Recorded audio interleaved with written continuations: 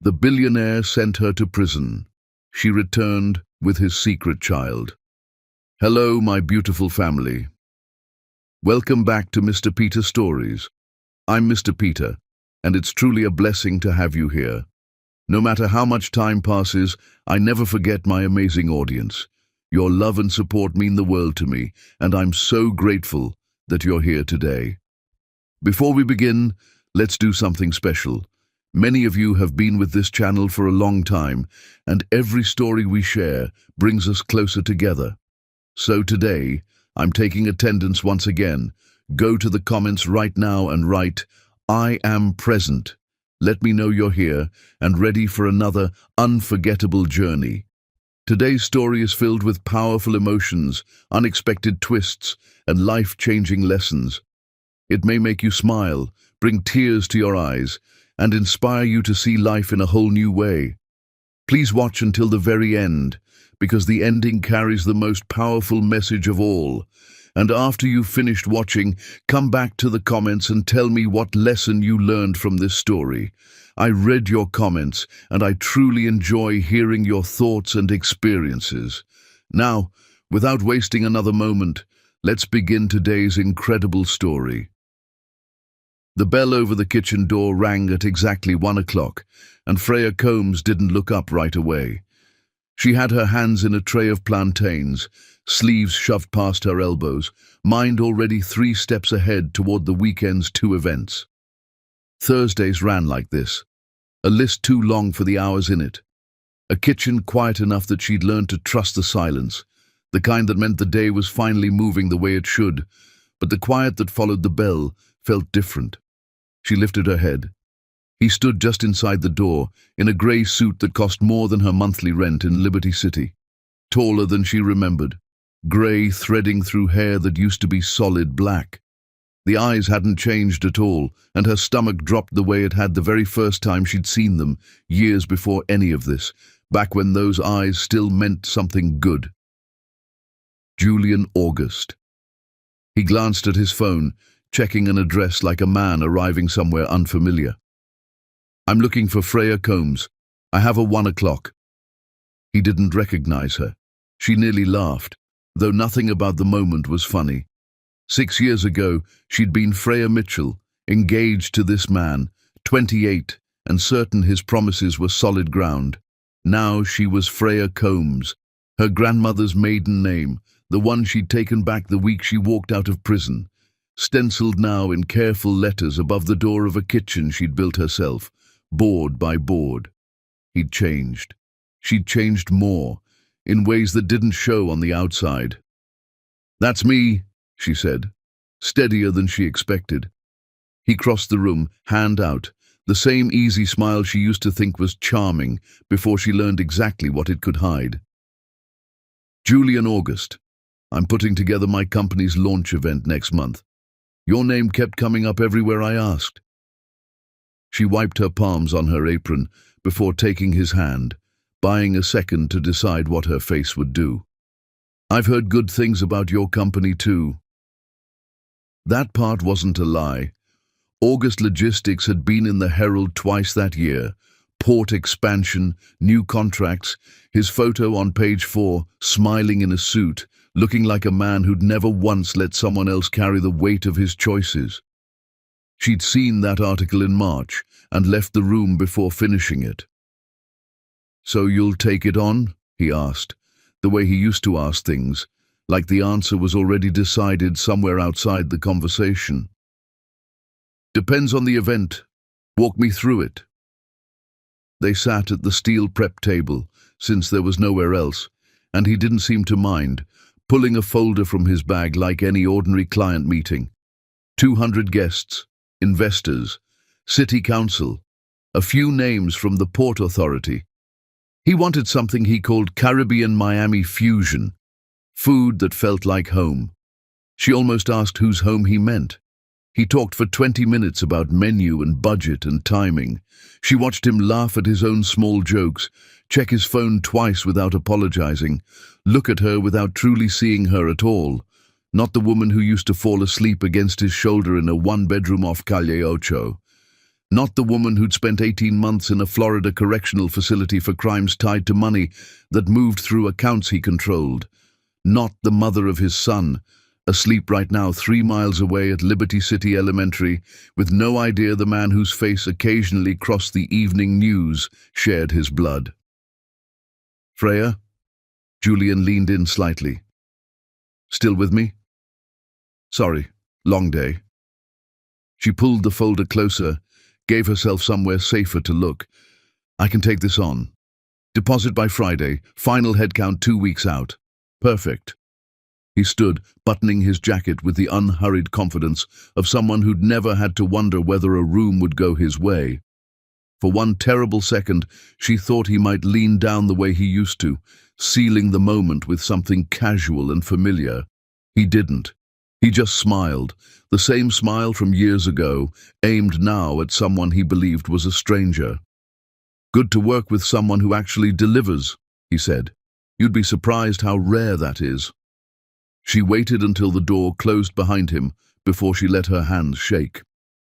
She told her sister Renee that evening, sitting together on Renee's back steps in Opaloka, Tom already asleep inside, fireflies starting to rise out of the grass like nothing in the world had shifted.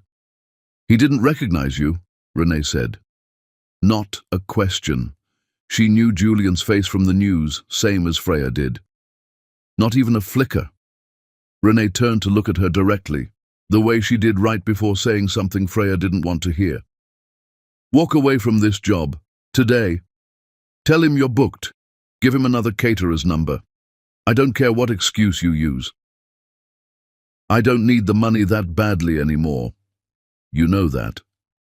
That's not the point, and you know it. Renee's voice softened slightly. I'm asking you to protect yourself. I want to know why, Freya said, and the words landed heavier than she meant. Why he let it happen. There has to be more to it than him just being weak. She'd told herself that for 6 years, in a cell, in a courtroom, in every sleepless night since. Julian had never been cruel, not in the years she knew him. Reckless sometimes, distracted often, but not cruel.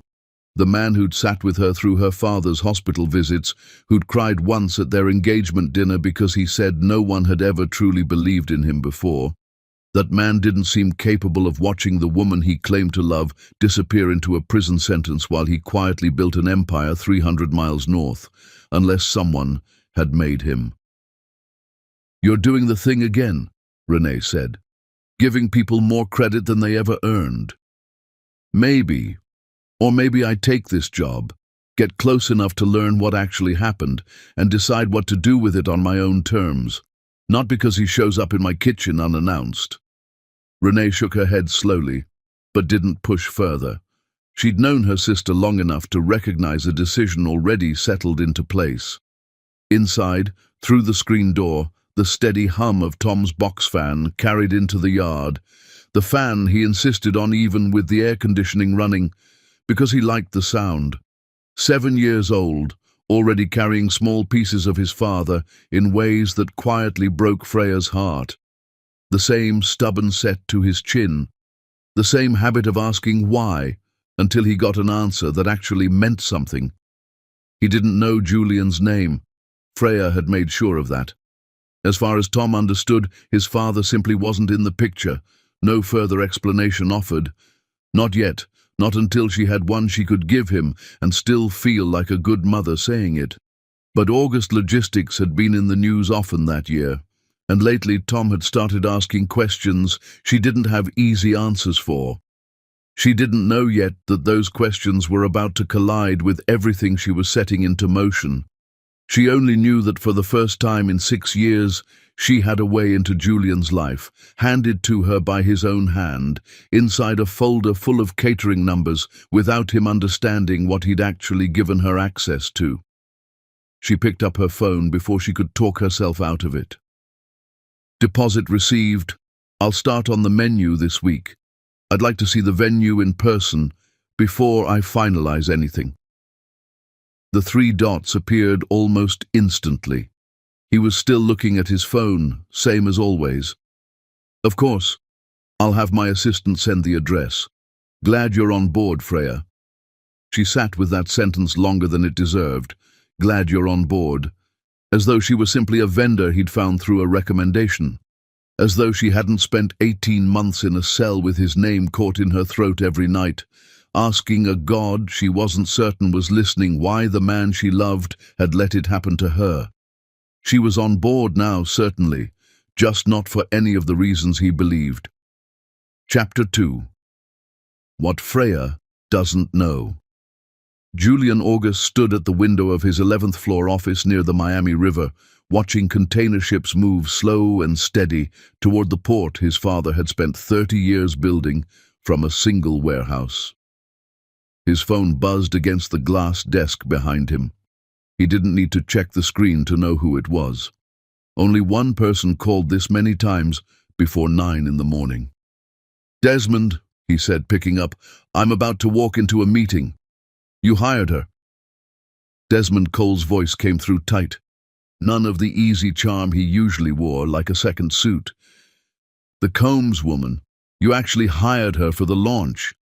Julian turned from the window, frowning. "Freya Combs is the best caterer in Miami right now. Everyone says so. What's the problem?" A pause, stretched long enough that Julian pulled the phone from his ear to check the call hadn't dropped. "No problem," Desmond said finally, voice smoothing back into something more familiar. "Just surprised you didn't run it by me first. We're announcing the port contract that same night. I'd rather not have any surprises that close to the signing. It's a menu, Desmond, not a liability. Everything's a liability 3 weeks out from the biggest announcement this company has ever made." Desmond caught himself, softened. "Send me her contract. I want eyes on every vendor before the event." Julian agreed, mostly to end the conversation, and hung up without giving it much more thought.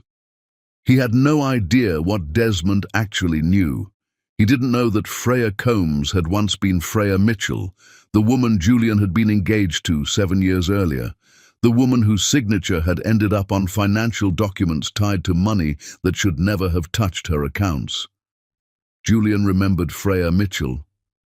Of course he did. He thought about her more than he let himself admit, usually late at night, usually with a glass of something in his hand he didn't need. But the caterer who'd sat across from him the day before, hair different, name different, eyes carefully guarded in a way the old Freya never had been, hadn't registered to him as the same person, not once. 6 years changes a face more than people expect, and grief changes it further still. Desmond Cole had no such excuse. Desmond had been there for every part of what happened. He'd opened the accounts. He'd moved the money through 3 shell companies before any of it reached the small business account under Freya Mitchell's name, the account she used for her event planning work at the time, the one that made her an easy place for investigators to point when the numbers stopped adding up. Desmond ended the call and sat very still at his desk, staring at nothing in particular.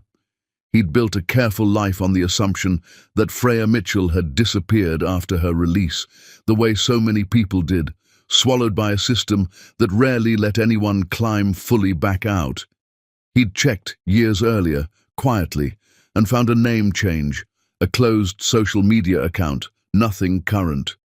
He'd let himself believe she was gone for good, a loose thread frayed away on its own, rather than one he still needed to watch. Now she was walking back into Julian's office under a different name, folder full of menu options in hand, 3 weeks before the most important contract signing of Desmond's career. He opened his laptop and typed her business name into the search bar, Combs Catering, a clean, simple website, reviews calling her exact, dependable, easy to trust.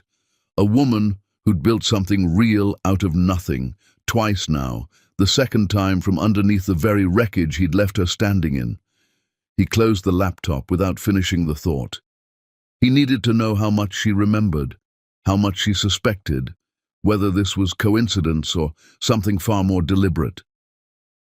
Desmond picked his phone back up and scrolled through old contacts until he found a name he hadn't used in years, someone who used to do quiet work for him back when the company was smaller and the line between legal and convenient had been easier to blur.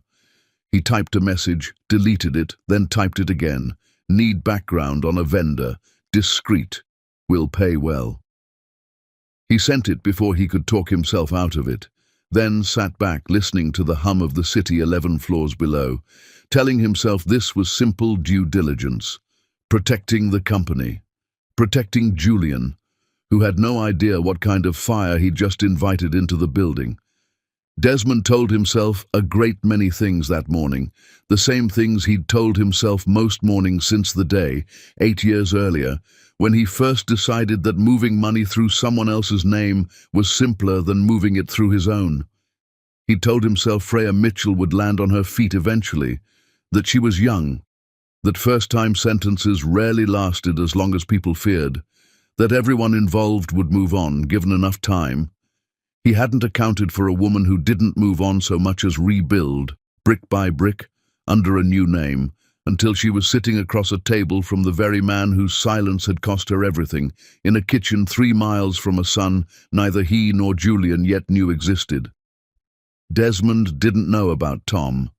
Julian didn't fully know either, not in any way that had crossed the distance between believing Freya Mitchell had vanished after their engagement collapsed, and knowing she'd given birth to his son 7 months after his own testimony helped put her behind bars. There was a version of this story where Julian had simply been a coward, where he'd watched the woman he claimed to love get sentenced and said nothing because saying something was inconvenient. That wasn't quite the shape of what had happened, though neither Freya nor Julian understood the full truth of it yet. What had actually happened was simpler and uglier in its own way. 3 days before Freya's sentencing, Desmond had come to Julian, calm and certain the way he always was, and explained precisely what would happen to August Logistics, to Julian's father's legacy, to every contract the company depended on, if certain financial records ever surfaced in full. He hadn't threatened Julian outright. He hadn't needed to. He'd simply explained, in the careful way Desmond explained everything, that silence was the only choice that protected what Julian's father had spent his whole life building. Julian had been 29 years old, frightened, and unwilling to watch his father's legacy collapse over a mistake he didn't fully understand himself yet. He'd told himself it would only last a little while, that he'd find a way to fix it once the company stabilized, that Freya would understand, eventually, if he ever found the right words to explain it to her. He never found those words. Years passed instead. Silence became its own kind of structure, far easier to maintain than to break. Now Freya Combs was back, asking polite questions about the early days of the company, wearing a careful professional smile that never quite reached her eyes, and Julian had no idea how many pieces of the truth the woman across his prep table already held. He had a meeting in 10 minutes, a contract to review, a launch event to finalize, with a caterer he'd hired because her name kept coming up, with no understanding that hiring her was the first domino in a line he couldn't yet see falling. Desmond, 3 floors below, was already moving faster than Julian realized. By the end of the week, someone would be sitting in a parked car outside Freya's commercial kitchen in Liberty City, noting her hours, her routine, who she spoke with, how long she stayed each night before locking up. Freya wouldn't notice for several more days. She was too focused on what she was searching for to notice what had already begun watching her back. Chapter 3. The Venue Walkthrough. The event space sat on the edge of the Miami River, a converted warehouse with exposed brick and floor-to-ceiling windows, looking out over water where cargo ships moved in and out of port. Freya arrived 20 minutes early, the way she always did for a walkthrough, notebook in hand, eyes already cataloguing kitchen access points and outlet placement before she'd even crossed the threshold. Julian was waiting near the entrance on his phone, one hand raised in greeting when he spotted her. "Sorry," he said, ending the call. Contractor stuff, you ready? Always. He led her through the space, narrating as they went, easy and confident, a man comfortable taking up room. Freya listened, made notes, asked the questions a caterer would ask. Where would the bar be set up? How many service entrances? Whether the kitchen had been inspected recently. But underneath the professional questions ran a quieter current, one she kept careful control over. She asked, almost in passing, how long he'd been running August Logistics. Took over fully about 4 years ago, he said, gesturing toward the windows, toward the cranes visible in the distance. My father built the company from one warehouse back in the 80s. I just tried not to ruin it. Must have been a big jump, taking that on. Something flickered across his face. There and gone so fast she almost missed it. Bigger than people realize. There was a stretch a few years back where I almost lost it all. Long story. She wanted to push further, wanted to ask what stretch, what year, what almost cost him everything. Before she could find a way to ask without revealing how much the question mattered, a door at the far end of the warehouse opened, and a man in a navy suit walked in like he owned the building. Julian, the man said, then stopped short when his eyes landed on Freya. She felt it before she understood it. A change in the air, a stillness that didn't belong to a simple introduction. Desmond, Julian said, this is Freya Combs, the caterer I told you about. Freya, my business partner, Desmond Cole. Desmond didn't move for a moment. His eyes stayed fixed on her face, searching it the way someone searches for something they're afraid of finding. Freya extended her hand, kept her voice level. Nice to meet you. He took it, grip firm, hand colder than the room accounted for. Freya, he repeated, like he was testing the name against something he already knew. Combs, interesting name. My grandmother's, she said simply. Is it? He held her gaze a beat, too long, before releasing her hand and turning to Julian with a smile that didn't match the tightness around his eyes. Sorry to interrupt. I need 5 minutes before the contractor leaves. Julian glanced at Freya. Give me a minute? Take your time. I want to check sightlines for the bar setup anyway. She watched the two men walk toward the far corner, heads bent together, voices too low to carry. Julian's posture stayed relaxed, a man discussing nothing more than logistics. Desmond's shoulders were tight, his hands moving in small, controlled gestures as he spoke. Freya pretended to study the windows, the light, the distance from kitchen to bar. But every instinct she had, sharpened by 6 years of learning to read rooms and people, and the small signs that meant danger was close, told her that Desmond Cole had recognized her in a way Julian never had.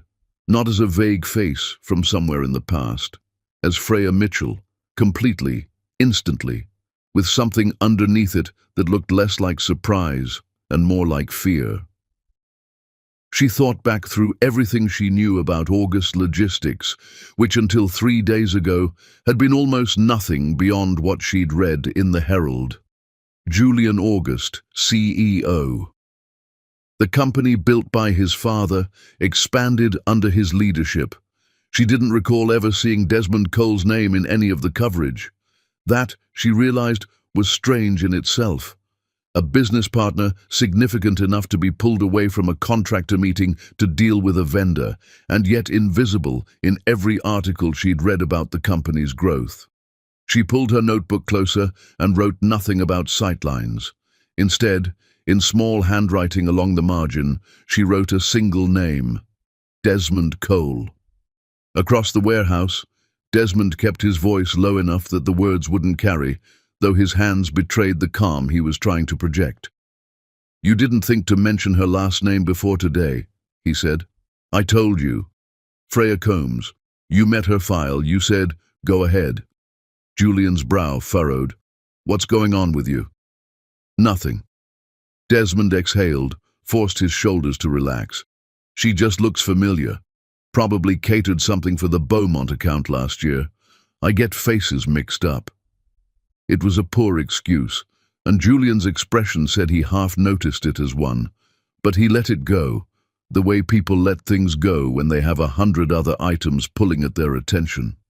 "I need that contract finalized today," Desmond continued, steering the conversation back to safer ground. "Investors want full vendor documentation before the announcement. No loose ends. I'll have my assistant send it over." "Good." Desmond glanced once more across the warehouse to where Freya stood near the windows, notebook in hand, looking for all the world like any other vendor doing her job. "And Julian. Maybe consider a different caterer for next time, just to keep things simple. She's the best in Miami. I'm not changing caterers 3 weeks out because you don't like her face." Desmond said nothing further. He watched Julian walk back toward Freya, watched the easy, unknowing way he rejoined her conversation, completely unaware of the weight sitting in the room with them. Desmond left through the same door he'd entered, already pulling his phone from his pocket before he reached his car. The message he'd sent 2 days earlier had gone unanswered. He typed a new one, shorter, more urgent. "Need that background today, not tomorrow. Today." He sat in the driver's seat a long moment after sending it, staring through the windshield at the warehouse where Freya Mitchell, now Freya Combs, stood discussing bar placement with a man who had no idea what either of them actually were to each other. Desmond had spent 8 years building distance between himself and what happened. A different city for a while, a different name on the holding company that had moved the money. A careful, deliberate forgetting he'd told himself counted as moving on. Now that distance felt like it was collapsing in real time, 3 weeks before the most important night of his career. He thought about the parked car he'd already arranged outside her commercial kitchen. The quiet surveillance he'd told himself was simple precaution. It no longer felt like precaution. It felt like the opening move in something he didn't yet fully control. Inside the warehouse, Freya finished her notes and walked back toward Julian, who was checking something on his phone near the windows. "Everything all right?" she asked, nodding toward the door Desmond had left through. "Fine." Desmond gets intense before big announcements. He's been with the company a long time, takes everything personally. "How long?" she asked, keeping her tone light, professional. "Almost as long as I've run it. He came on right around the time I took over from my father." Julian slid his phone into his pocket. "Honestly, I don't know what I would have done without him those first couple years. Things got complicated fast." "Complicated how?" He looked at her for a moment, something in his expression shifting, like he was deciding how much of himself to hand a near stranger standing in an empty warehouse. "There was a situation," he said finally. "Before I really knew what I was doing as a CEO. Almost lost everything. Desmond helped me get through it. I owe him more than people realize." Freya kept her face still, kept her pen moving across her notebook, even though she'd stopped writing anything useful several sentences ago. "Sounds like it was hard on you," she said carefully. "It was harder on someone else," Julian said, and then, as if catching himself saying too much, added, "Anyway, we should talk about the bar setup. You said something about sightlines." The moment closed as quickly as it had opened, and Freya let it close, recognizing that pushing further now would cost her more than she'd gain. But she carried the words with her the rest of the walk through. Harder on someone else. She thought of 18 months in a cell, of a courtroom where Julian had sat 3 rows back, silent, unwilling or unable to meet her eyes once during testimony that could have changed everything.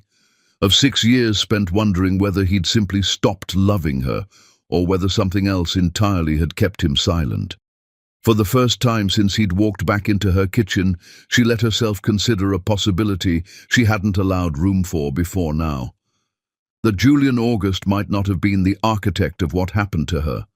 That somewhere in this story stood a second man, one whose name she hadn't known until 20 minutes ago, one whose reaction to her face had told her more in 3 seconds than Julian's polite distance had told her in 3 weeks. She finished the walkthrough, agreed on final details, shook Julian's hand at the door with a steadiness she didn't entirely feel. In her car, before she even started the engine, she pulled out her phone and searched Desmond Cole's name, alongside August Logistics, alongside every year she could think to attach to it.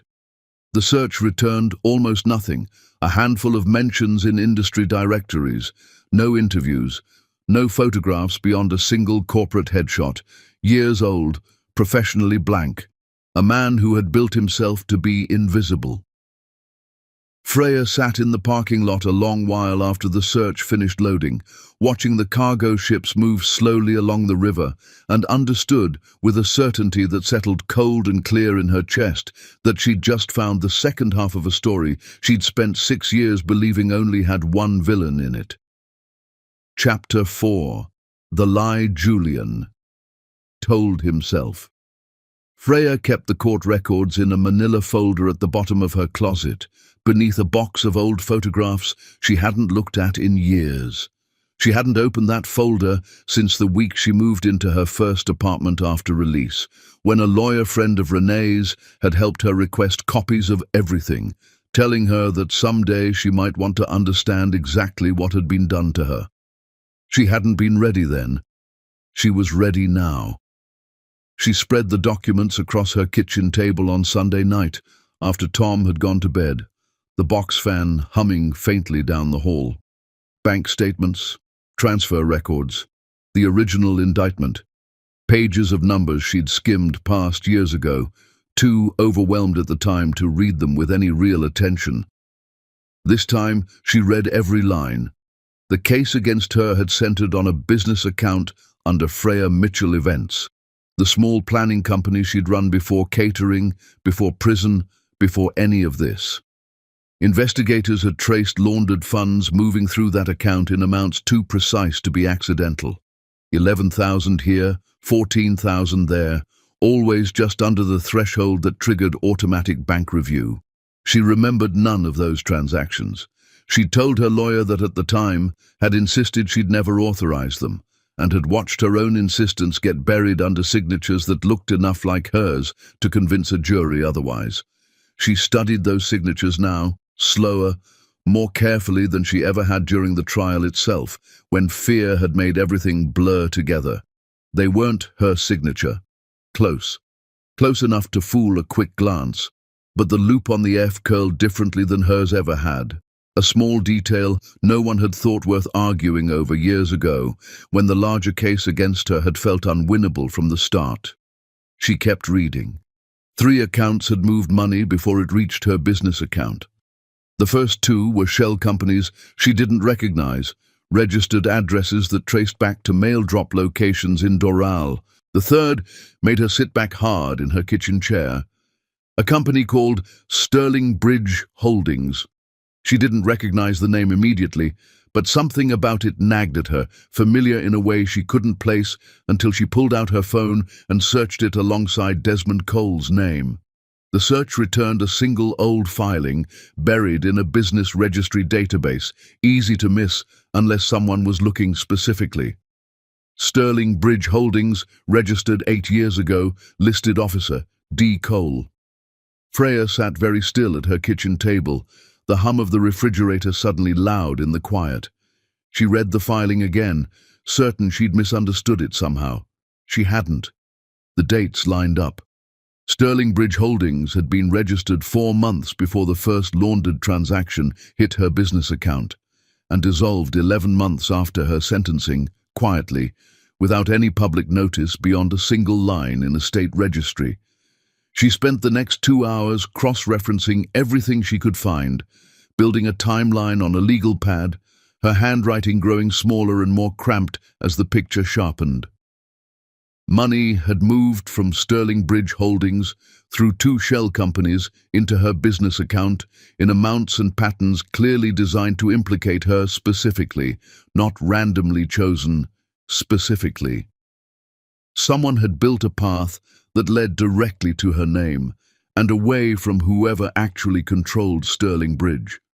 She thought back to the warehouse, to Desmond's face when he'd first seen her, to the fear underneath his composure that she'd recognized instantly because she'd spent 6 years learning to read fear in people who were trying hard to hide it.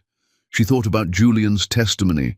She'd read the trial transcript once, years ago, in the worst week of her life, and had never been able to bring herself to read it again. She found it now near the bottom of the folder and forced herself through it line by line. Julian's testimony had been brief, careful. He'd confirmed knowing Freya, confirmed their engagement, confirmed she'd had access to shared accounts during their relationship. He hadn't accused her directly. He also hadn't defended her, hadn't mentioned Sterling Bridge Holdings, hadn't said a single word that might have redirected the jury's attention toward anyone else. At the time, his silence had felt like betrayal, simple and total. A man who watched the woman he claimed to love get sentenced and said nothing to stop it. Reading it now, with Sterling Bridge Holdings sitting in front of her in black and white, Freya saw something else layered underneath the same silence. Julian's testimony hadn't accused her. It also hadn't protected her. It had simply protected someone else by saying nothing that might have led investigators anywhere near Desmond Cole. She didn't know yet whether Julian had understood what his silence was doing, whether he'd known about Sterling Bridge at all, or whether he'd simply been too afraid, too overwhelmed, too unwilling to look closely enough to find out what his testimony was actually shielding.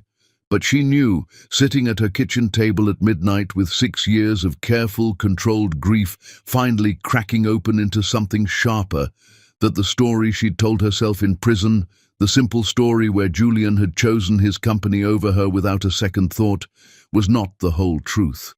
It was easier, in some ways, to be angry at a simple villain. This was not simple. She called Renee the next morning before Tom woke up, sitting on her back porch with a cup of coffee going cold in her hands. "I found something," she said, and explained it slowly, watching the sun come up over the rooftops while she talked. Renee was quiet for a long moment after she finished. "So Desmond set you up, through this Sterling Bridge thing, and Julian just let it happen, said nothing.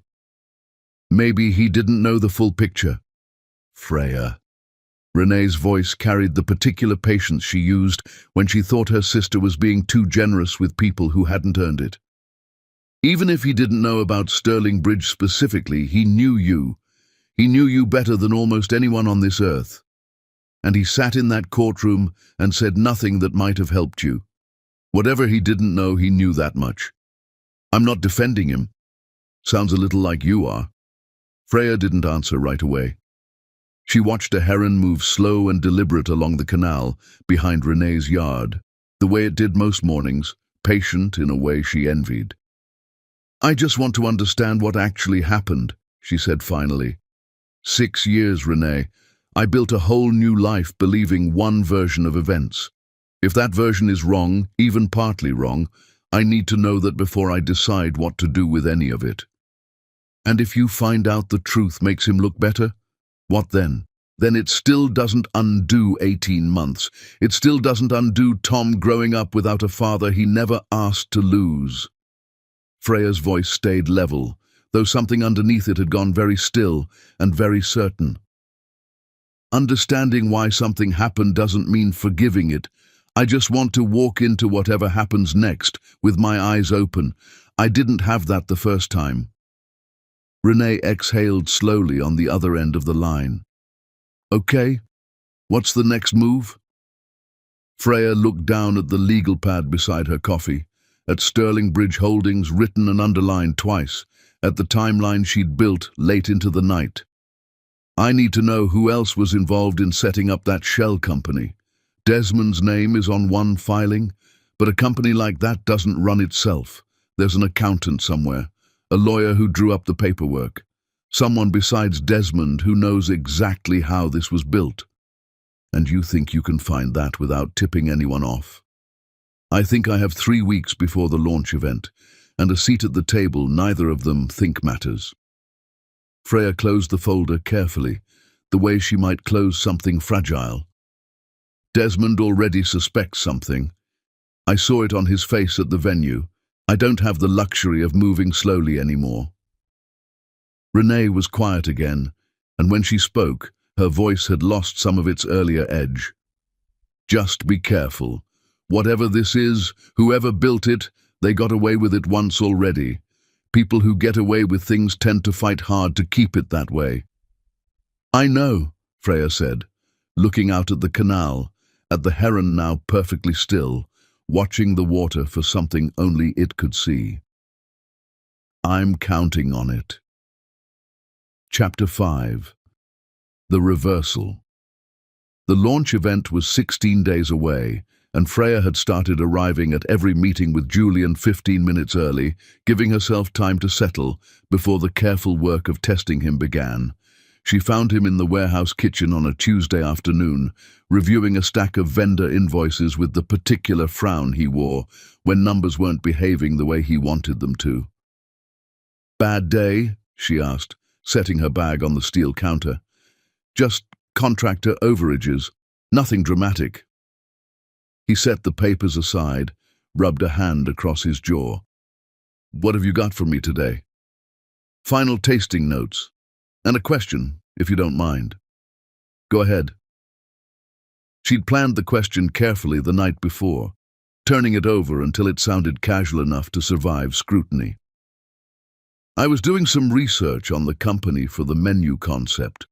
Wanted the food to feel connected to the actual history, not just generic Miami. I read a little about the early years. Sounds like there was a rough stretch right after you took over. Julian's expression shifted, subtle but immediate, the easy confidence dimming by a few degrees. Where'd you read that? Old business article. Vague about details. Just mentioned some financial trouble before the company stabilized. She kept her tone light, professional, a caterer making polite conversation. I figured it might be useful context, or not. Up to you. He was quiet for a moment, long enough that she wondered if she'd pushed too hard, too soon. It wasn't really financial trouble, he said finally. Not in the way that article probably made it sound. It was more personal than that. You don't have to tell me. No, it's fine. He leaned against the counter, arms crossed, eyes somewhere past her shoulder.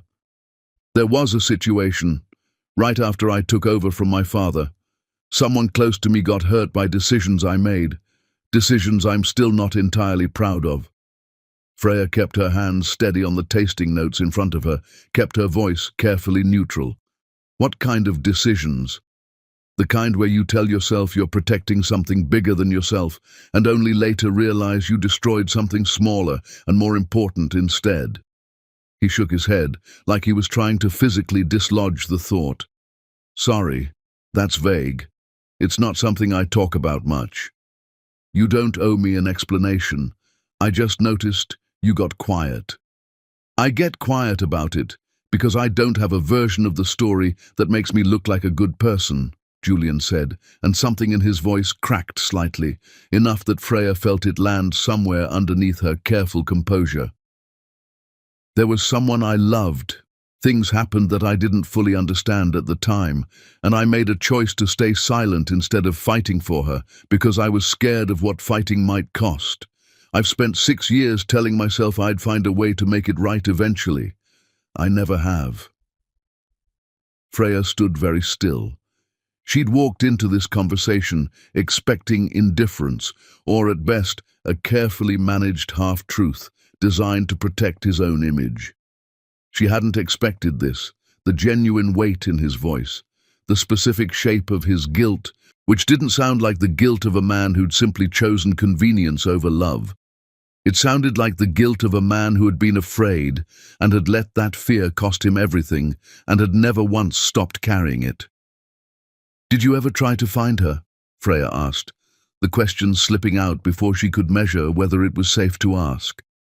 Julian looked at her then, really looked, and for one long moment she was certain he was about to recognize her, that 6 years of careful distance was about to collapse in a warehouse kitchen over tasting notes and vendor invoices.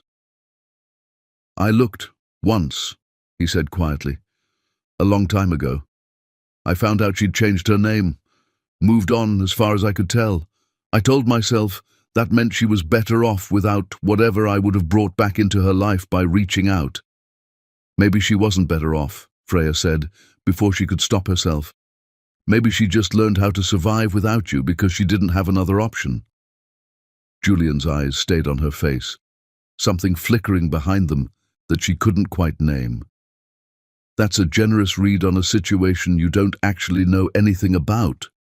I'm a caterer, she said, forcing lightness back into her voice, pulling the conversation back from the edge she'd nearly tipped it over. I hear a lot of stories. People say things in kitchens they wouldn't say anywhere else.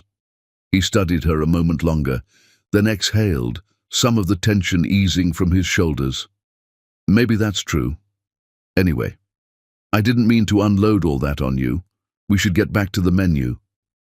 They did, the conversation sliding back into safer territory, but Freya carried the weight of what he'd said the rest of the afternoon, turning it over even as she finalized appetizer portions and confirmed the timeline for service. Driving home that evening, she called Renee from a red light on Biscayne Boulevard, the conversation still raw enough that she needed to say it out loud to someone before it settled into something she could carry alone. I think I had it wrong, she said. Not completely wrong, but wrong about the shape of it. Wrong how? He's not indifferent, Renee. He's not a man who shrugged and moved on. He talked about it like it's been eating him alive for 6 years, like he's never once stopped feeling guilty. Guilt doesn't undo what happened. I know that. Freya pulled forward as the light changed, merging into traffic with the practiced ease of someone who'd driven this route 100 times. I'm not saying it excuses anything. I'm saying I think Desmond built something Julian didn't fully understand he was protecting. I think Julian's silence wasn't calculation. I think it was fear. And fear isn't the same thing as cruelty, even when it causes the same amount of damage. You're separating the two pretty cleanly for someone who spent 18 months in prison because of whatever he was too scared to stop. The words landed harder than Renee probably meant them to, and Freya let the silence sit for a moment before answering. You're right, she said finally. It doesn't matter why it happened, in terms of what it cost me. Fear and cruelty add up to the same 18 months either way, but it matters for what happens next. If Julian was a willing architect of what happened to me, then exposing him alongside Desmond is simple, clean. But if he was someone who got swept into something bigger than him and was too afraid to fight his way back out, then what I do next needs to look different, more precise. I don't want to destroy an innocent man's life by accident, even if he's not entirely innocent either. And Tom, Renee said quietly. Where does Tom fit into all this precision?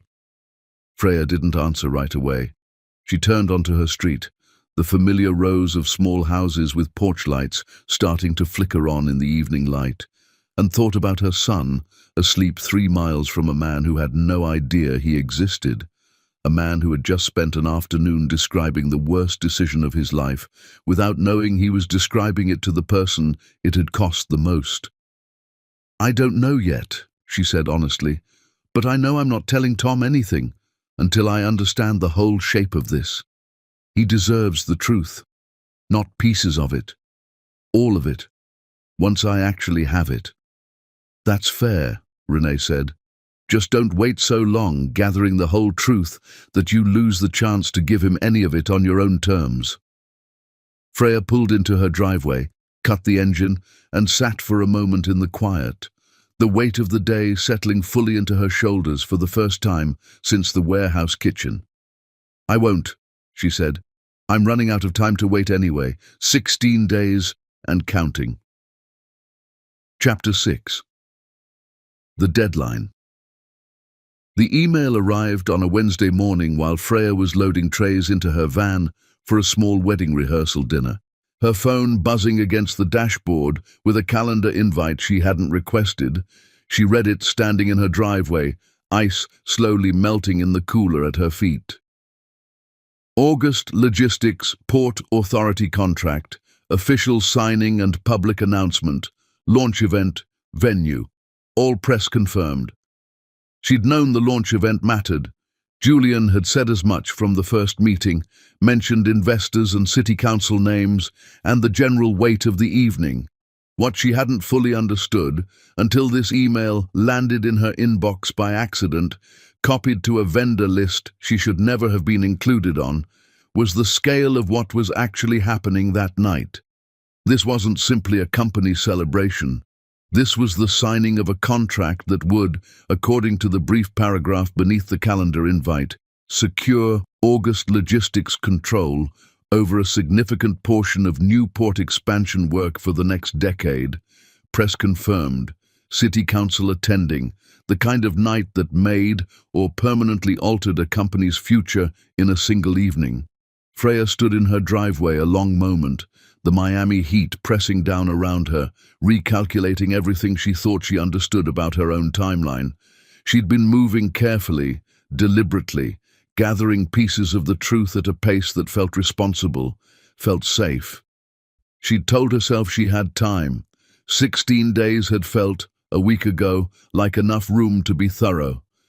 Now she understood that whatever she planned to do with the truth she was uncovering needed to happen before that contract signing, not after. Once the ink dried on a decade-long port deal, exposing what Desmond had built 8 years ago would no longer simply damage a man's reputation. It would unravel city contracts, public investments, possibly hundreds of jobs tied to a deal built in part on money laundered through an innocent woman's name. She didn't want to protect Desmond from consequences, but she also didn't want to become the reason a community lost opportunities it had nothing to do with creating. The timeline had just collapsed from 16 days to something far more urgent. She called the lawyer who'd helped her request her original case files, a woman named Yolanda Pierre who'd handled her appeal years earlier and had stayed in touch since, mostly through holiday cards and the occasional check-in call. "I need to ask you something hypothetical," Freya said, once they'd gotten past the initial pleasantries. "Those are usually the calls that aren't hypothetical at all," Yolanda said. "Go ahead." Freya explained as much as she could without naming names yet. The shell company, the timeline, the financial filings that suggested someone had built a deliberate path leading directly to her old business account. Yolanda was quiet for a long moment after she finished. "If what you're describing is accurate, you're talking about evidence that could support a wrongful conviction claim, possibly even reopen the case. But Freya, this kind of thing takes time. Building an airtight case from documents you've gathered yourself isn't the same as building one that survives legal scrutiny." "I might not have time. There's a contract signing in less than 2 weeks tied to the same company. Once that's signed, the consequences of exposing any of this multiply past just 1 or 2 people. Then you need to decide what you're actually trying to accomplish," Yolanda said, her voice gentling slightly. "Are you trying to clear your name through the legal system, properly, which takes months at minimum? Or are you trying to stop something from happening on a specific night, which is a completely different kind of action, with completely different risks?" Freya hadn't let herself separate those 2 goals clearly until Yolanda said it out loud. "I want both," she admitted. "I want my name cleared. And I don't want a contract that decade-long signed on the back of something that was never honest to begin with. Those goals can work together eventually, but not on the same 16-day timeline, or however many days you've got left now. If you try to force both at once, you risk doing real damage to the legal case by acting too fast, too publicly, before you have everything properly documented. So what do? Gather everything you can, as fast as you safely can, without tipping anyone off that you're building a legal case rather than just asking questions," Yolanda said. "And separately, think very carefully about what kind of leverage you actually want walking into that event. Because if your only goal that night is confrontation, you might get a moment of satisfaction and lose every bit of legal ground you've built. If your goal is exposure done right, it might mean staying quiet that night and acting after, once you've secured everything properly. Freya thanked her, ended the call, and sat in her van outside the rehearsal dinner venue for several minutes longer than she should have, the trays of food slowly losing their chill in the heat. Yolanda was right, and the realization settled uncomfortably in her chest.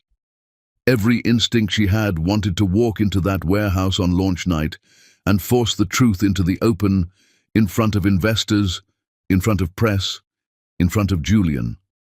Some old, unhealed part of her wanted Desmond Cole to feel, even briefly, a fraction of the fear she'd lived with for 6 years.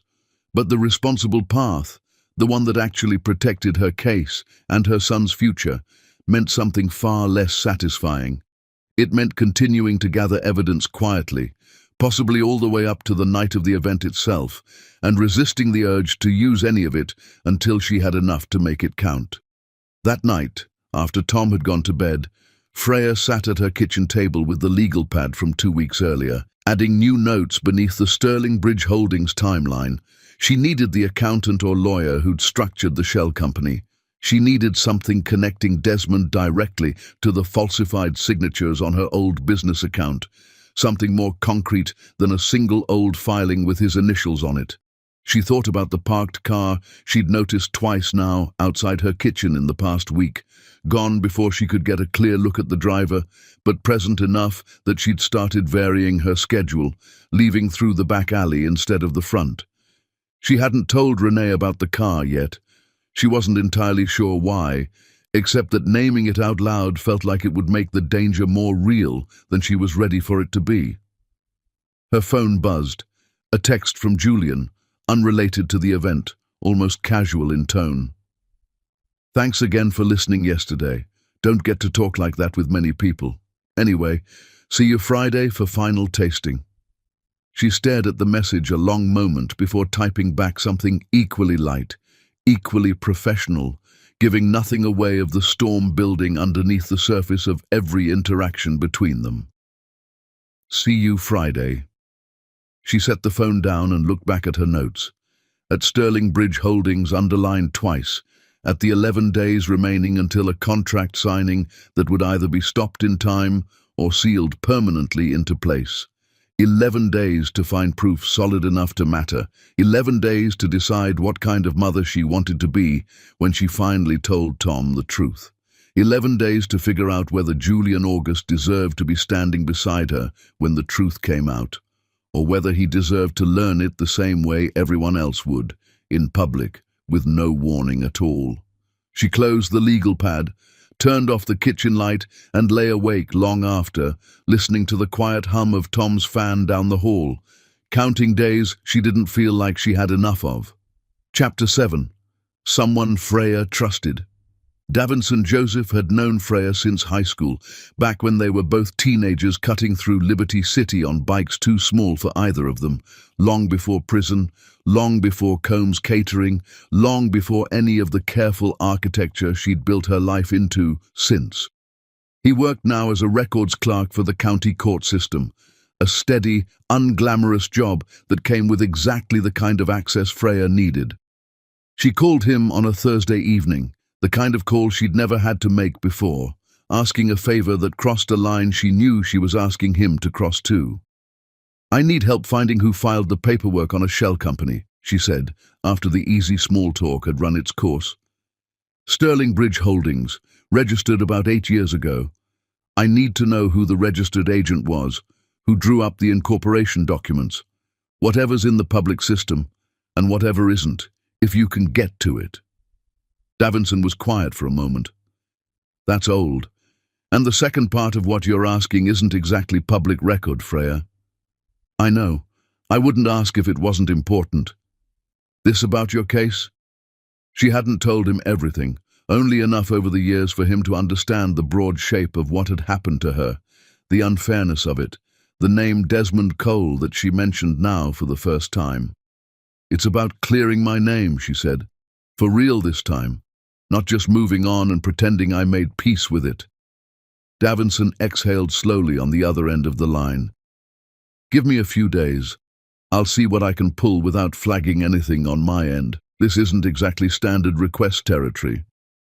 I owe you for this. You don't owe me anything.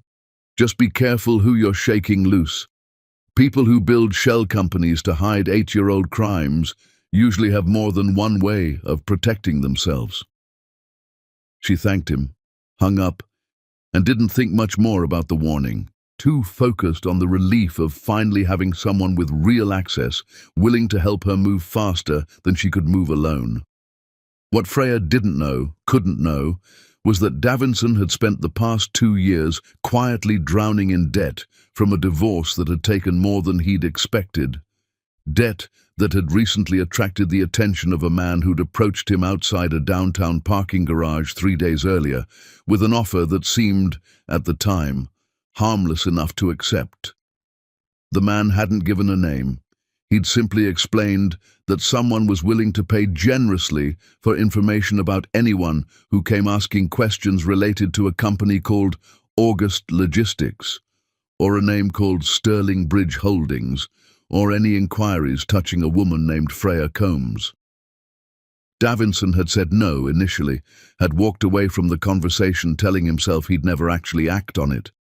But 3 days later, sitting in his cramped apartment with overdue notices stacked on his kitchen counter, and Freya's voice still fresh in his ear, asking for exactly the kind of search that would trigger every flag the stranger had described, Davinson found himself staring at a phone number he'd been given and hadn't deleted.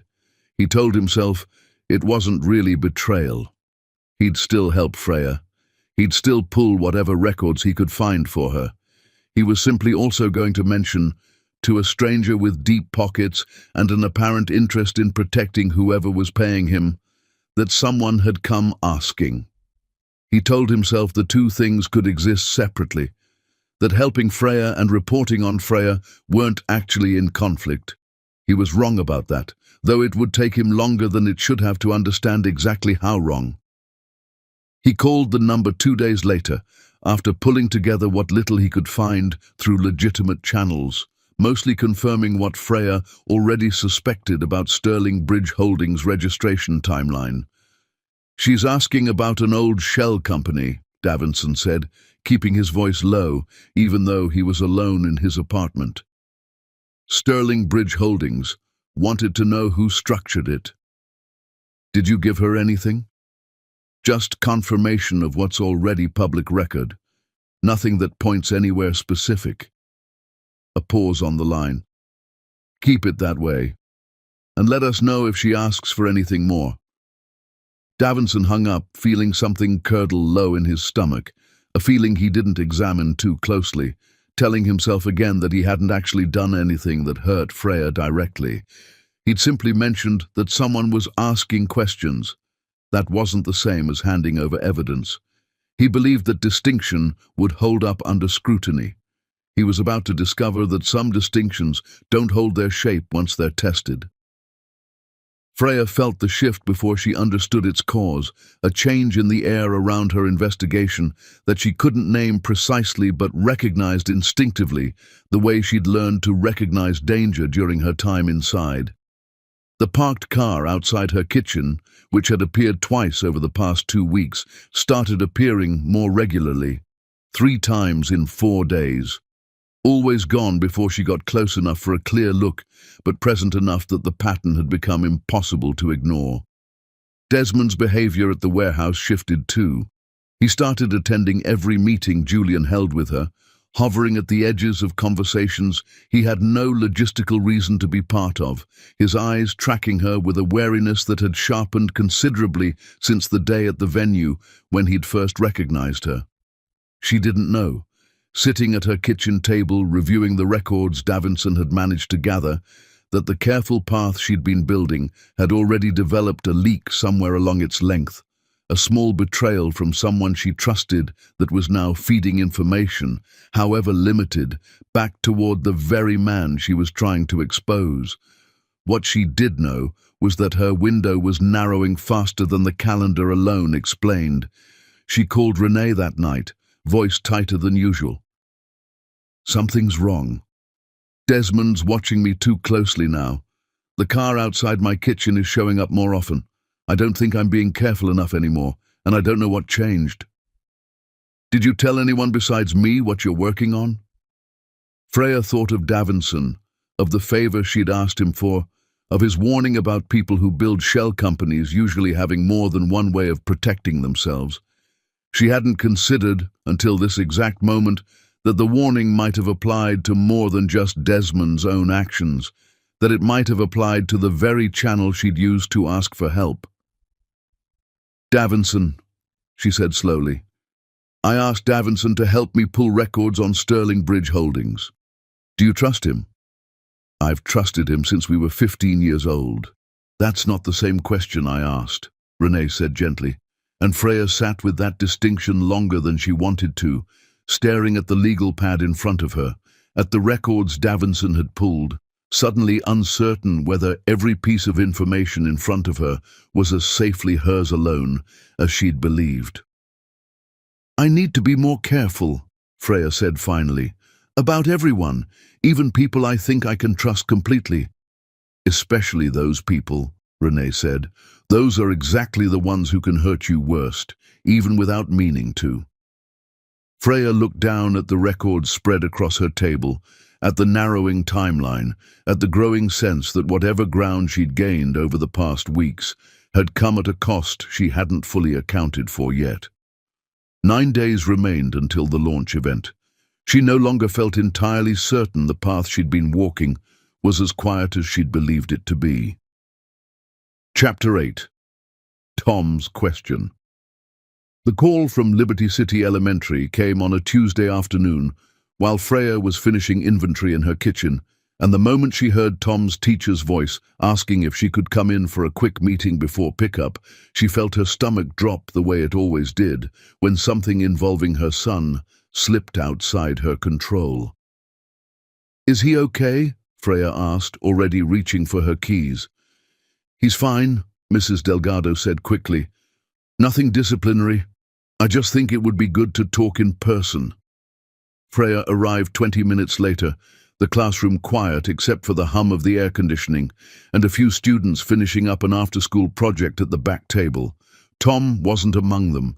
Mrs. Delgado had arranged for him to wait in the library down the hall, giving them privacy. We did a current events unit this week, Mrs. Delgado explained, once Freya had settled into a chair clearly built for a much smaller person. Local business leaders making news in Miami. Tom picked August Logistics for his project, said he saw the name on a building downtown. Freya kept her face carefully neutral. Okay. He did some research, found a photo of the CEO, Julian August. Mrs. Delgado paused, choosing her next words with visible care. He asked me in front of the class why the man in the photo looked like him. The room felt suddenly very small. I didn't know what to tell him, Mrs. Delgado continued. I redirected the conversation, told him lots of people share similar features, moved on to the next student's project. But he's brought it up twice more since then. Yesterday he asked if his father might be famous. I thought you should know before it comes up again, since I imagine this is something you'd rather address yourself. Freya sat with the words a long moment, feeling the careful architecture of the last 6 years, the version of the truth she'd built so Tom could grow up without the weight of what had happened to her, beginning to crack along a seam she hadn't anticipated. Thank you for telling me, she said finally. I'll talk to him. For what it's worth, Mrs. Delgado added gently, kids notice more than we give them credit for. He's a sharp boy. Whatever you decide to tell him, I don't think you'll be able to put this off much longer. Freya picked Tom up from the library, where he was sitting with a book about sharks open on the table in front of him, legs swinging beneath a chair too tall for his feet to reach the floor. Hey, baby, she said, and he looked up, breaking into the wide, easy smile that still undid her every single time, no matter how many times she'd seen it. Did Mrs. Delgado tell you about my project? He asked, sliding off the chair, gathering his backpack. She mentioned it, said you picked a Miami company for your research. August Logistics, They have boats, big ones, and cranes that pick up the boxes off the boats. He talked the rest of the way to the car with the particular enthusiasm of a 7-year-old who'd found a subject that genuinely interested him, listing facts about cargo capacity and port operations he'd clearly absorbed with real attention. Freya listened, buckling him into the back seat, her hands steadier than she felt. "Mom," he said, once she'd pulled out of the parking lot, his voice shifting into something quieter, more careful than his earlier excitement. "Can I ask you something?" "Always." "The man who runs that company, Julian August. I saw his picture for my project." Tom paused, the kind of pause that told her he'd been holding the question for a while, working up the courage to actually say it. "He kind of looks like me. Around the eyes. Is that weird?" Freya gripped the steering wheel a little tighter, kept her eyes on the road, gave herself a moment before answering. "It's not weird to notice things like that," she said carefully. "You're a smart kid. You notice a lot. Is he my dad?" The question landed exactly the way she'd always known it eventually would, except she'd imagined having more time to prepare for it, more time to decide exactly how much truth a 7-year-old could hold without it breaking something in him that she'd spent his whole life trying to protect. "Tom," she said, pulling into a parking spot outside their house instead of continuing to drive, needing to look at him directly when she answered this. "I need you to know that no matter what I tell you, nothing about how much I love you changes. Okay?" His eyes, so much like Julian's that it sometimes ached to look at him directly, went wide and a little frightened. "Is he my dad?" She could lie. She'd considered it more than once over the years, building careful, plausible explanations for a father who simply wasn't in the picture. Explanations vague enough to satisfy a young child's curiosity without opening doors she wasn't ready to walk through. But looking at him now, at the specific, searching way he was watching her face, waiting for an answer he'd clearly already half-guessed, she understood that the time for vague explanations had quietly run out somewhere over the past few weeks without her fully noticing. "Yes," she said softly. "Julian August is your father." Tom went very still in his car seat, processing this in the careful, deliberate way he processed most things, his small hands gripping the straps of his backpack. "Why doesn't he know about me?" That question hurt more than she'd expected, landing somewhere underneath all her careful preparation. "It's complicated, baby. There were things that happened between us, before you were born, that made it hard for me to tell him." "Did he do something bad?" "I don't fully know yet," Freya admitted, surprising herself with the honesty of it. "I'm trying to find out, and when I do, I promise I'll tell you everything, in a way that makes sense. But I need you to trust me a little longer. Can you do that?" Tom nodded slowly, though his eyes stayed troubled in a way that made her chest ache. "Can I meet him, if he's nice?" "Maybe," Freya said, the word costing her more than she expected. "If things work out a certain way, I promise you'll know him eventually, one way or another. I just need to handle some things first to make sure it's safe. Okay?" "Okay," Tom said quietly, and reached for her hand, the way he used to when he was much younger, his small fingers wrapping around hers as they sat together in the driveway, the engine ticking as it cooled. That night, after Tom had finally fallen asleep, Freya sat on her back porch with her phone in her hand, staring at a text thread with Desmond's number that hadn't existed an hour earlier. The message had arrived just after 9, unexpected and carefully worded. "Ms. Combs, I think we should talk privately before Friday's event. There are some health code concerns that have come up regarding your kitchen's recent inspection history. I'd hate for this to become a public issue right before launch night. Call me." Freya read it 3 times, her stomach tightening with each pass. Her kitchen had passed inspection 8 months ago, cleanly, with no violations noted.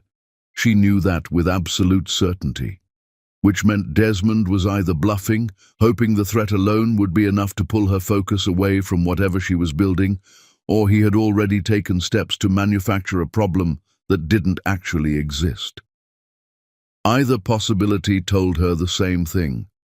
Desmond Cole had stopped simply watching her from a distance.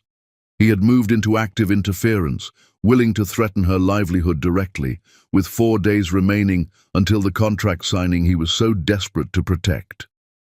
She thought of Tom, asleep down the hall, finally carrying a piece of the truth she'd kept from him his entire life. She thought of the threat sitting in her phone, careful and deniable, designed to look like routine business concern rather than what it actually was. She thought of 9 days that had narrowed to 4, of a leak somewhere in her own careful investigation that she still hadn't fully traced, of a man named Julian August who had no idea his son existed, sitting somewhere across the city, equally unaware that the woman he'd hired to cater his biggest night was now fighting battles on 2 fronts at once. Freya set her phone down on the porch railing and looked out at the dark yard, at the same patch of grass where fireflies had risen weeks earlier on the night all of this began. 4 days. A threatened business. A son who finally knew half a truth that deserved to be whole. A business partner who had just shown his hand in a way that told her clearly he was no longer willing to wait and see what she might do. She picked the phone back up, and instead of calling Desmond the way his message demanded, she opened a new message to Yolanda Pierre. Things are moving faster than planned. I think I need to accelerate the timeline. Can you talk first thing tomorrow? She sent it, set the phone face down on the railing, and sat alone in the dark a long while, listening to the quiet hum of her own house, gathering whatever strength she had left for whatever came next. Chapter 9.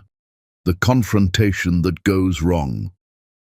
The pre-launch dinner was meant to be a quiet formality, a small gathering of investors and city council members 2 nights before the official event, a chance for August Logistics to extend personal hospitality before the larger public announcement. Freya wasn't catering this particular dinner, a private affair at a restaurant on Brickell Avenue, but Julian had asked her to stop by anyway, wanting her opinion on final presentation details for Friday night. She almost didn't go. Yolanda's advice from that morning's call still sat heavy in her mind. Stay quiet until you have everything secured. Don't act on impulse, no matter what provocation you face. But Desmond's message about her kitchen's inspection history still sat unanswered in her phone, and something in her refused to spend 2 more days simply waiting to see what he might do next. She arrived at the restaurant just after the dinner had started, slipping into the private room where perhaps 20 people sat around a long table, Julian at the head, Desmond seated near the opposite end, both men rising slightly when they noticed her in the doorway. "Freya," Julian said, surprised but pleased, gesturing toward an empty chair near him. "I didn't realize you were stopping by tonight specifically." "I wanted to go over a few things before Friday," she said, taking the offered seat, aware of Desmond's eyes tracking her movement across the room with an intensity he didn't bother hiding from her, even if the others at the table remained oblivious. The conversation moved through pleasant business small talk for several minutes, investors asking Julian about port capacity projections, city council members discussing logistics of the announcement timeline. Freya sat mostly quiet, watching Desmond, waiting for an opening she hadn't fully planned, but knew she'd recognize when it arrived. It arrived sooner than she expected, and not in the way she'd hoped. "Ms. Combs," Desmond said, his voice carrying easily down the table, pitched just loud enough to draw attention without seeming deliberate about it. "I meant to ask, did you get my message earlier this week about the inspection concerns?" The table quieted slightly, several faces turning toward her with polite curiosity. Freya felt the trap close before she fully understood its shape. "I did. I was confused by it, honestly. My kitchen passed inspection 8 months ago without a single violation." "That's strange."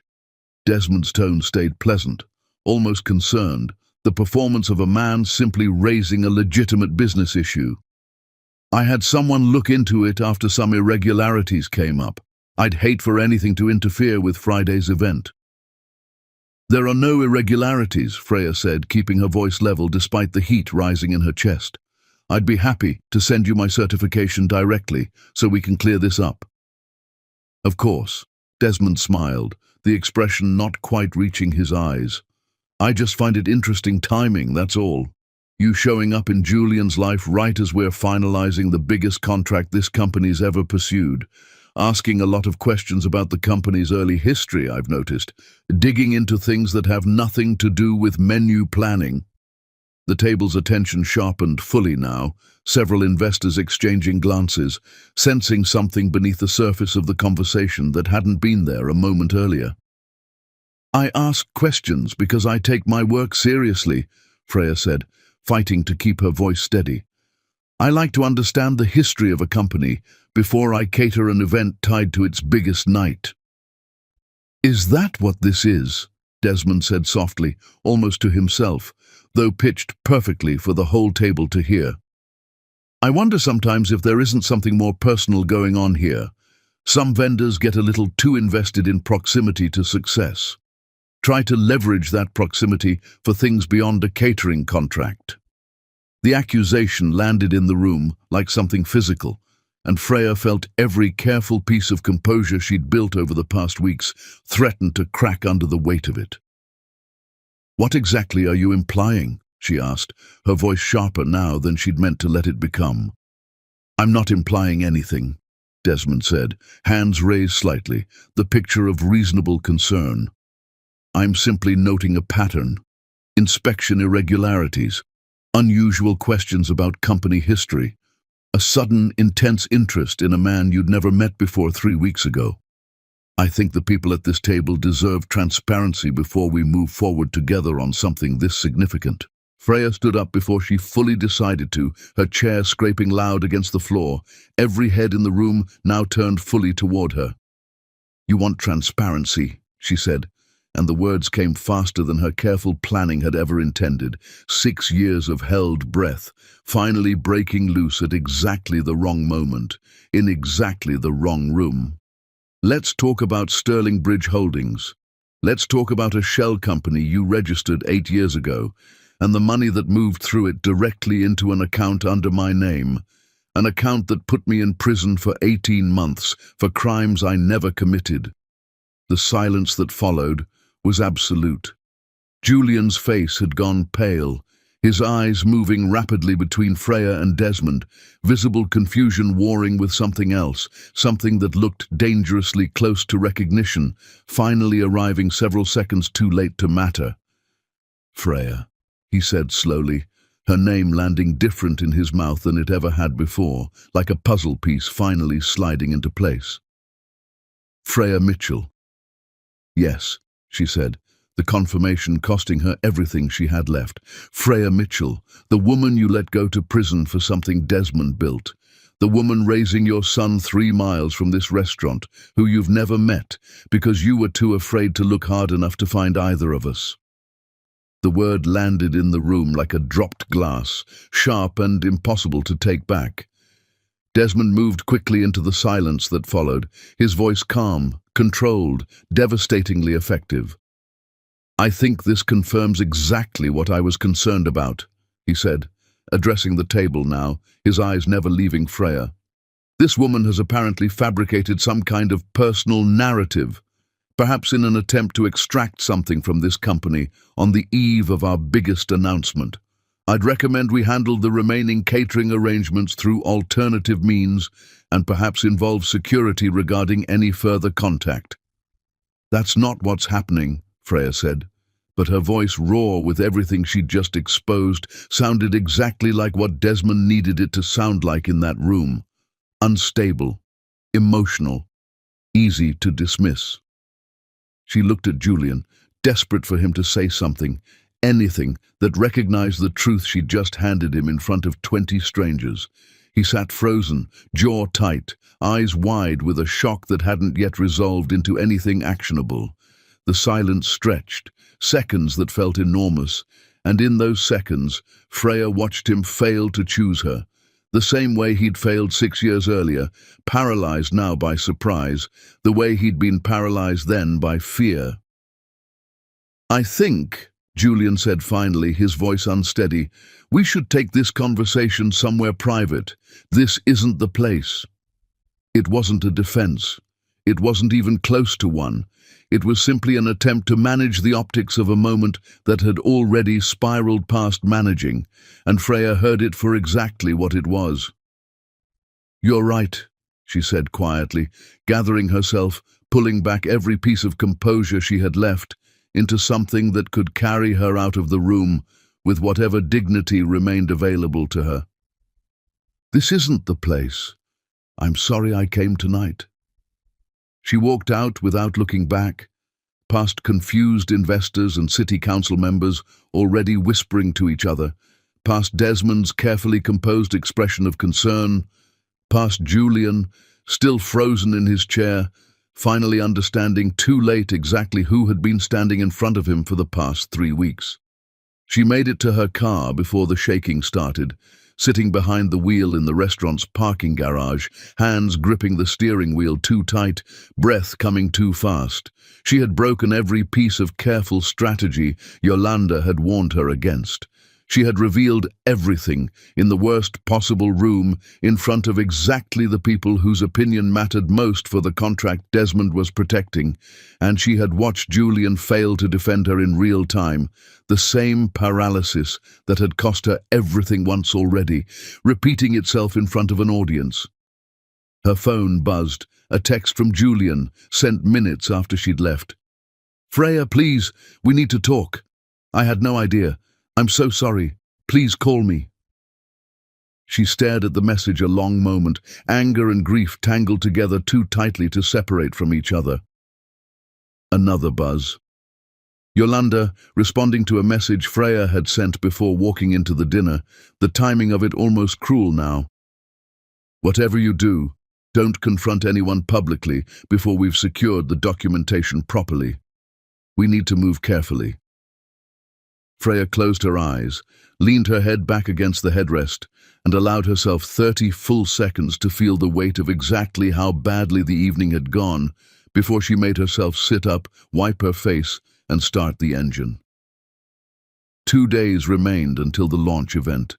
She had just handed Desmond Cole the exact narrative he needed to discredit her completely, and she had no idea, driving home through quiet Miami streets toward a son who deserved better than the mess she'd just made, how she was going to fix what she'd just broken. Chapter 10. What she came back for. Freya didn't sleep that night, but by sunrise she'd stopped shaking and started working. She called Yolanda first before Tom woke up, and laid out everything that had happened at the dinner without softening any of it. "I broke every piece of advice you gave me," she said. "I said it all out loud, in the worst room possible, and Desmond turned it into a story about me being unstable before I even finished the sentence." Yolanda was quiet for a moment. "Okay, that happened. We can't undo it. But you didn't actually hand him anything except your own words, which he can spin but can't disprove. What we control now is what happens next, and that's still entirely in your hands. The event is tomorrow night. Then we stop trying to win the room," Yolanda said. "We stop trying to win Desmond or even Julian. We focus on what actually clears your name permanently, through channels he can't talk his way around." By noon, Yolanda had connections moving on 2 fronts. A forensic accountant, owed a favor from an old case, agreed to review the Sterling Bridge Holdings filings and the falsified signatures within 48 hours, fast enough to produce a preliminary report before the event.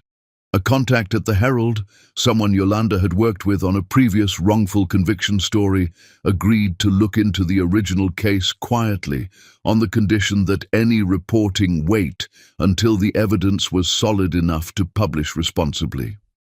Freya spent the day pulling together every document in her folder, every note from her legal pad, organizing 6 years of careful grief into something that finally looked like proof instead of just pain. Davinson called in the afternoon, his voice unsteady in a way she didn't immediately understand. "I need to tell you something," he said. "I should have told you before now." He explained it haltingly. The stranger outside the parking garage, the debt, the phone call he'd made after she'd asked for his help, the small, terrible distinction he'd told himself mattered between helping her and reporting on her. Freya sat with the confession a long moment. Anger and old friendship tangled together in a way that made it hard to separate what she felt. "You should have told me from the beginning," she said finally. "I know, I'm sorry. I'll do anything to make it right. I still have the number he called me from if that helps." It did help, more than Davinson probably understood, giving Yolanda's contact at the Herald one more thread connecting Desmond to active interference in an ongoing investigation, not just an 8-year-old paper trail. The launch event arrived the following evening. The warehouse transformed with string lights and white linens, exactly the setup Freya had spent weeks designing, though she wasn't the one serving it. She'd handed the actual catering execution to her staff days earlier, the moment she understood she needed to be a guest that night, not a vendor. She arrived an hour into the event, in a dress she'd bought for an entirely different version of this evening, and found Julian near the back of the room, away from the crowd of investors and press, looking like a man who hadn't slept much better than she had. "You came," he said. "I came to finish what I started 2 nights ago. Properly this time." "Freya, I am so sorry. I've spent 2 days trying to find the words and there aren't enough of them.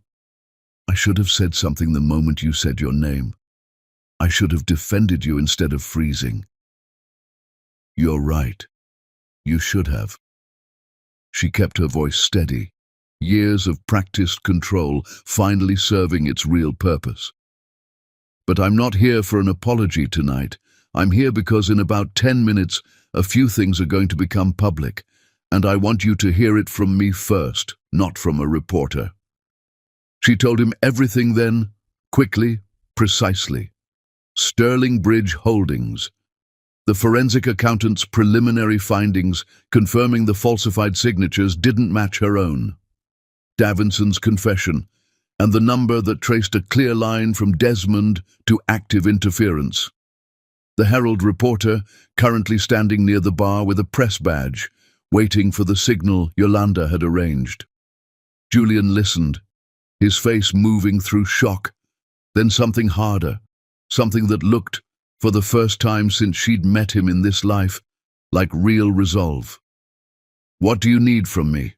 he asked. "The truth, in front of everyone. Whether you knew about Sterling Bridge specifically or not, you knew enough to stay silent for 6 years, and that silence has a cost too. I'm not asking you to take the blame for what Desmond built. I'm asking you to stop protecting him with your silence the way you should have stopped 6 years ago." Julian nodded slowly. "Tonight, in front of everyone. Tonight." The signing ceremony began 20 minutes later, Julian and the Port Authority director standing at a small podium near the windows.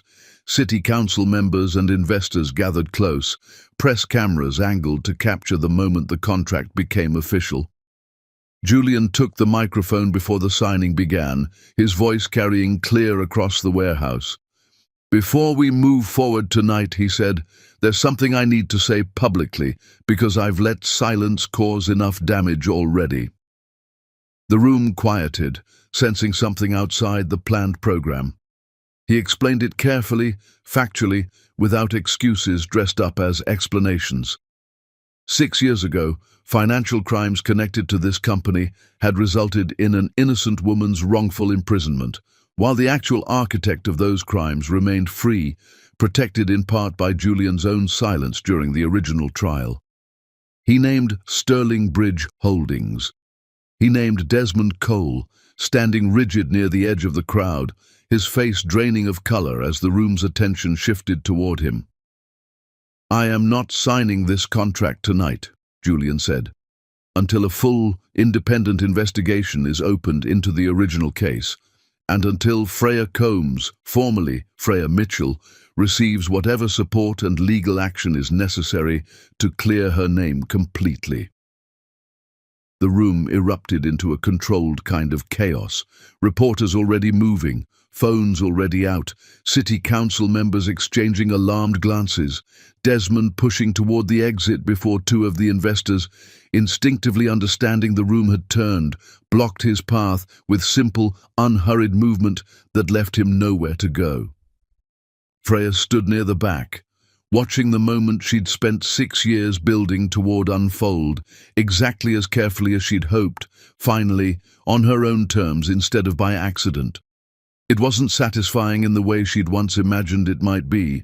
There was no triumph in it, no clean victory, just relief, heavy and exhausted, the particular relief of finally setting down something she'd carried alone for far too long. She told Tom the full truth 2 days later, sitting together on their back porch, the same spot where fireflies had first risen the night this entire story began. She explained it carefully, in language a 7-year-old could hold without breaking under its weight.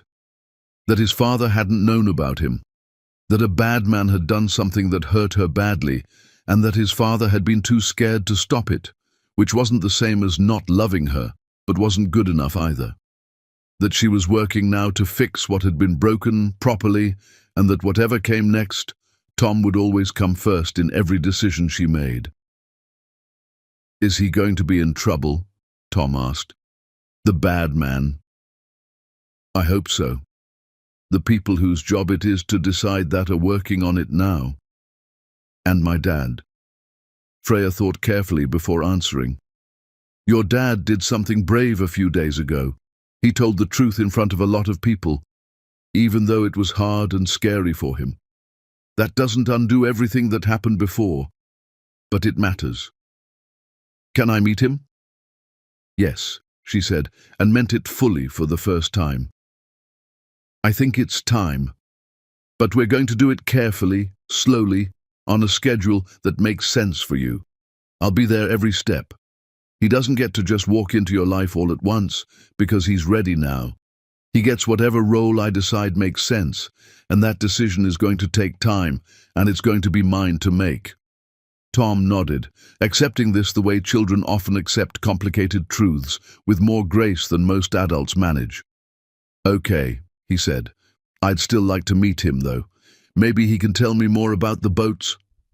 Freya laughed, surprising herself with how easily it came, the first real laugh she'd allowed herself in weeks. "Maybe he can," she said, pulling her son close against her side, looking out at the yard where the fireflies were just beginning to rise again, patient and steady, the same as they'd always been. The investigation into Sterling Bridge Holdings would take months to fully resolve. Desmond Cole would face charges that, whatever their final outcome, would finally pull his name out of the careful invisibility he'd spent 8 years building. Freya's case would move slowly through the system Yolanda had warned her about, toward an exoneration that mattered more for what it gave Tom than what it gave Freya herself, though it mattered for both. Julian would meet his son for the first time 3 weeks later in Freya's kitchen, on a Sunday afternoon she chose specifically because it felt safe, on her terms, in her space, with her standing close enough to step in if anything about the moment went wrong. It didn't go wrong. It went slowly, carefully, the beginning of something neither of them could rush, built now on truth instead of silence, exactly the way Freya had decided it needed to be. She had spent 6 years believing the story of her life had already been written by other people's choices. She had finally taken the pen back herself.